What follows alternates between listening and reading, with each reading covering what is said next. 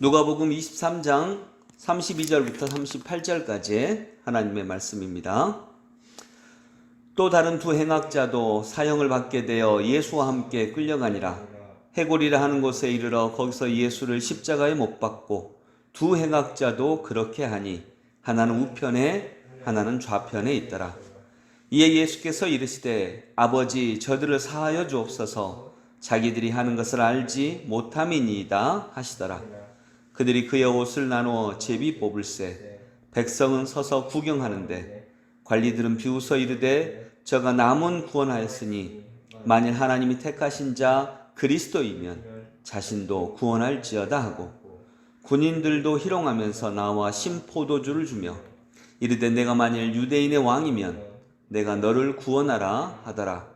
그의 위에 이는 유대인의 왕이라 쓴 패가 있더라. 아멘.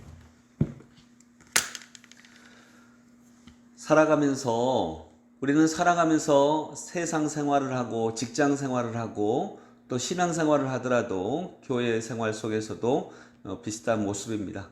영성이 왜 필요할까요? 살아가면서 영성이 왜 필요할까요? 영성은 돈을 벌게 해주는 것도 아닙니다. 현실적으로 영성이 몸을 건강하게 해주거나 편하게 해주거나 편하게 해주는 건 그렇게 될 수도 있는데 현실적으로 밥을 먹여주는 게 아닙니다. 돈을 벌게 해주는 것도 아닙니다. 지위를 높게 해주는 것도 아닙니다.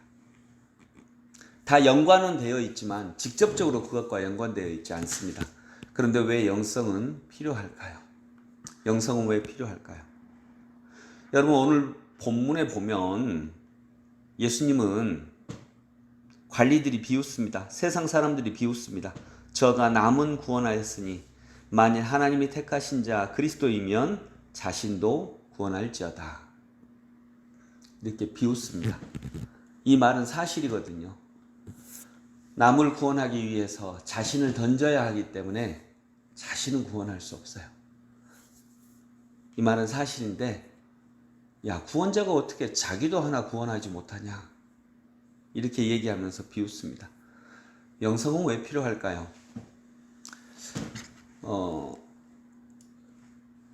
최일도 목사님 얘기를 잠깐 하면 최일도 목사님은 이제 불황자들을 돌보는 일을 하는데 어떤 불황자는 나중에 칼을 들고 와서 돈 내놓으라고 하는 사람도 있었어요. 그리고 어떤 사람은 9가지를 다 잘해주었는데 하나를 섭섭하게 했다고. 그것도 그 사람만 돌봐주는 게 아니잖아요. 수없이 많은 사람들 일도. 가정도 거의 팽개치지만 가정도 어쨌든 일을 해야 되고. 근데 그 과정에서 약간 소외된 것 때문에 그렇게 잘 해주었는데도 와서 소위 말해서 깽판을 치고 간 경우도 있었고요. 또 그 사람들은 뭐 나쁜 의도로 한 건 아니지만 어느 날을 한번 아이가 아빠 오늘은 가지마 나하고 놀아 라고 하는 걸 뿌리치고 왔대요. 그때 너무 가슴이 찢어지듯 아팠대요. 아이가 아빠는 맨날 휴일도 없이 나간다고 오늘은 안 된다고 나랑 놀아야 된다고 라고 하는 걸 뿌리치고 나갔죠. 왜냐하면 밥은 휴일에도 먹어야 되거든요. 그 얼마나 가슴이 무너졌겠어요. 자식 그렇게 놔두고 내가 안 가면 아저씨들 굶어 하고 설득하고 나왔는데 보니까 이제 그때 다른 교회에서 준 그 장소가 있었거든요. 3층이었는데 1층 올라가다 보니까 다른 교회에서 이제 전세금을 줘서 일반 건물에 3층에 자리를 잡았는데 3층으로 올라가는 계단에 보니까 누가 오줌 싸놨어요. 그래서 이거 분명히 그 사람들이 한 거거든요. 그래서 야 주인이 성질내니까 집주인이 성질내면 안 되니까 얼른 치워야 되겠다. 그리고 얼른 닦고 또 2층 올라가는데 2층은 또 누가 토해놨어요. 그래서 이제 또 이것도 얼른 하면서 짜증이 나더래요. 짜증이 아니라 굉장히 이제 분노 같은 게 일어나죠. 나는 우리 애가 아빠 오늘은 안 돼 라고 하는 걸 뿌리치며 나왔는데 이렇게 수년 동안 밥을 먹여주고 챙겨줘도 이렇게 하나 삶이 안 바뀌냐 라고 하는 막 분노가 아침에 아이 손 놔두고 뿌리치고 온 것부터 해가지고 그러면서 하나님께 기도했대. 하나님 1층에는 오줌 싼 놈, 2층에는 토한 놈, 3층에는 뭐가 있을지 기대됩니다. 하나님 이렇게 하고 올라갔대요. 3층에는 이제 완전히 난리가 났어요. 집단 패싸움이 거기서 잠을 자는 사람들이 열 몇 명 노숙자들이 있었는데 집단 패싸움이 일어났는가? 전부 다 술 먹고 다 쓰러져 있는데 거의 다 피를 흘리고 있고 곳곳에 피자국이 떨어져 있고 뭐 다행히 봐서 막 누가 죽거나 크게 다치거나 그런 건 아닌데 온 집안이 다 엉망이 되어 있는 거예요. 아마 패싸움이 벌어진 것 같아요. 술 먹고. 그래서 보통 때 같으면 얼른 일어나라고 하고 치우고 막 그랬을 텐데 그냥 문을 닫고 나왔대요. 너무 가슴이 무너져서. 오늘 예수님의 마음도 비슷하지 않을까 하는 마음입니다. 주님은 우리를 구원하시기 위해서 십자가에 못 박히셨는데 저가 남은 구원하였을 때 자기는 하나도 구원할 수 없다 하고 놀려요. 여러분 영성은 왜 필요할까요? 영성은 왜 필요할까? 영성은 왜 필요하냐면요. 저의 마음입니다. 영성은 왜 필요할까? 어떤 사람을 사랑하려고 할 때 반드시 그 사람에게서 섭섭한 일을 당하거든요. 크게는 배신을 당하거든요. 그때 영성이 없으면 하던 일을 쭉 이어가지 못합니다. 열매가 일어날 때까지 한 걸음 한 걸음 변치 않고 달려가지 못합니다. 그렇기 때문에 우리가 어떤 삶을 살아가고자 할 때 영성은 꼭 필요합니다.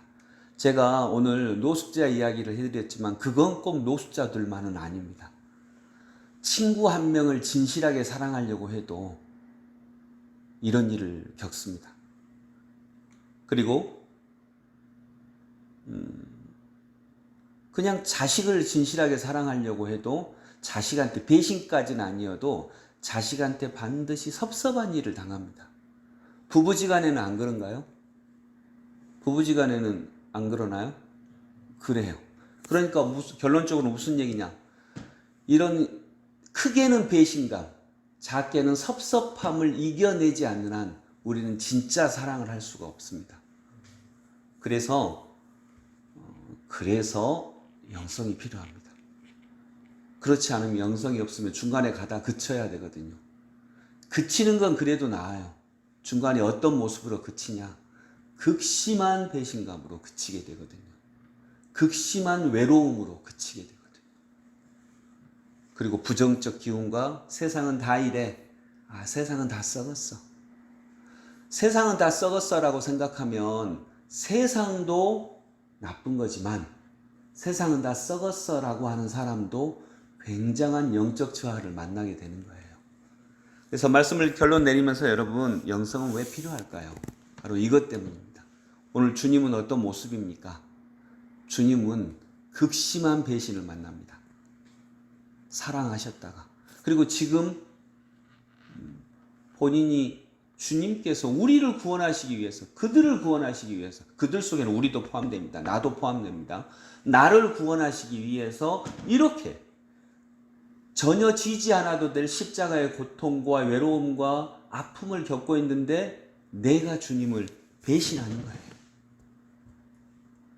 뭐 저래? 구원한다면서 지도 하나 구원 못하네? 이렇게 하면서 놀리고 오히려 그 옷을 나눈다고 제비 뽑고 네가 유대인의 왕이냐라고 비웃고 이렇게 있는 것입니다. 여러분 이 과정을 거쳐야 합니다. 당연히. 그래서 우리는 영성이 필요합니다. 말씀을 맺으면서 여러분 아니네. 예. 말씀을 맺으면서 오늘 이런 예수님의 은혜가 있기를 원합니다. 예수님 그러지 않으면 우리는 큰 사랑이든 적은 사랑이든 실은 잘할 수 없습니다.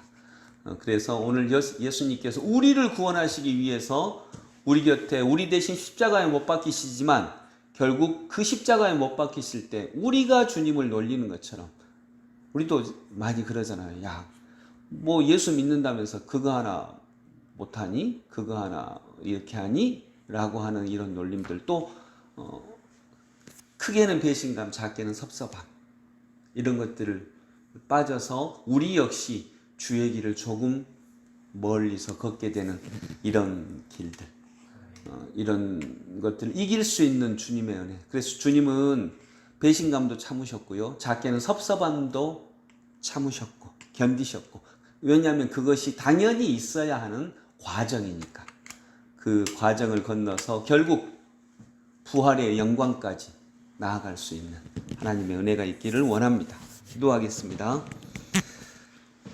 우리의 배신과 우리에 대한 섭섭함을 견디신 주님, 그래서 가장 참혹하셨을 때 가장 외로우셨던 우리 주님, 그 외로움도 견디어내신 우리 주님, 은혜를 베풀어 주시옵소서.